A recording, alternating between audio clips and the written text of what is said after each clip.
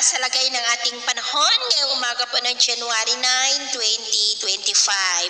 Sa ngayon po ay nawala na ang LPA nating binabantayan sa labas ng ating area of responsibility.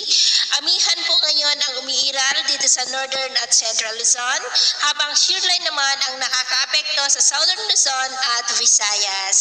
At sa atin pong long range forecast ay nananatili pa rin na walang bagyo na namamataan na natatawid po sa ating kalupaan for the next 2 weeks. At sa lagay ng ating panahon ngayong madaling araw dahil sa shear line at amihan ay may mga isolated rains sa may Bicol region, Romblon, Calapan, Palawan, Northern Samar, Eastern Samar, Bohol, ilang bahagi ng Leyte, Northern Negros, Aklan, Capiz, Surigao del Norte at Cagayan de Oro. At mamaya ay sisikat po ang araw sa malaking bahagi ng bansa, pero may tsansa pa rin ng cloudy skies with isolated rain sa may Bicol region, Northern Cebu, Northern Negros, Aklan, Capiz, Calapan, Romblon, Quezon, Silangan ng Cagayan Valley, Misamis Occidental at Davao. At mamayang hapon, mas maraming lugar ulit ang makakaranas ng cloudy skies with isolated rains sa malaking bahagi ng Mindanao, Visayas, Southern Luzon, Cagayan Valley at Cordillera.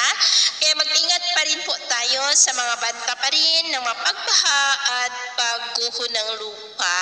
Sa atin naman pong mga baybayin, dahil po sa amihan at shear line ay maalon sa mga baybayin ng Batanes, Babuyan Island Seaboard, Northern Seaboard ng Cagayan at silangang baybayin ng Luzon at Visayas, dahil ang mga alon po dyan ay posible na aabot hanggang sa 2.5 to 3 meters height.